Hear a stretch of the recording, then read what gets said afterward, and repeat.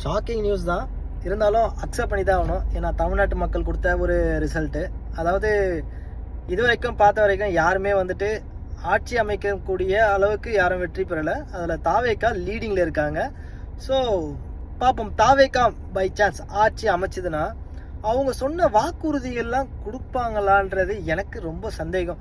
பார்க்குறவங்களுக்கு கண்டிப்பாக கொடுப்பாரு. அதுவும் தமிழ்நாட்டை கடனில் தள்ளாமல் இருக்கிற கடனை அடைக்க பார்க்கணும். ப்ளஸ் அவர் சொன்ன வாக்குறுதி, அதாவது கல்யாணம் ஆனவங்களுக்கு தங்கம், குழந்தை பிறந்தா குழந்தைக்கு தங்கம், வீட்டில் இருக்க ஒரு குடும்ப தலைவிக்கு மாதம் 2500, காலேஜ் முடிச்சுட்டு வேலை இல்லாமல் 29 வயசு ஆனவங்களுக்கு மாதம் 4000, அதுவும் பாலிடெக்னிக் முடிச்சிருந்தா மாதம் 2000.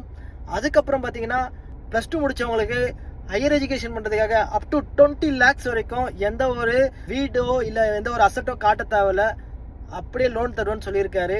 வருஷத்துக்கு 6 சிலிண்டர் இதுவும் தரேன்னு சொல்லியிருக்காரு. ஸோ இந்த மாதிரி கம்ப்ளீட் சலுகைகளும் கட்டாயம் அவர் பண்ணாருனாக்கா வித்தவுட் எனி கிரெடிட் இனி இருக்கிற தமிழ்நாட்டு கடனை அதிகமாக்கி வட்டி வீதத்தை அதிகமாக கொடுக்காம பர்ஃபெக்டாக பண்ணிட்டாருன்னா அதை வந்து அவருக்கு செல்யூட் அடிக்கலாம்.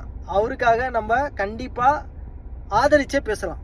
இதையெல்லாம் வந்து ஒரு இம்ப்ரூவ்மெண்ட்டாக இதை பண்ணிட்டாருன்னா, அதே இருக்கிற கடனை அதிகமாக்கிட்டு அதுக்கப்புறம் ஸ்டில் இந்த மாதிரி சலுகைகள்லாம் சொன்னதை செய்யாமல் அதை கடைசி டைமில் திமுக மாதிரி லாஸ்ட் டைமில் செய்யறது, அப்புறமா சட்ட ஒழுங்கை சீரமைக்காமல் இந்த மாதிரிலாம் பண்ணால் எதிர்த்தும் அரசியல் செய்வோம்.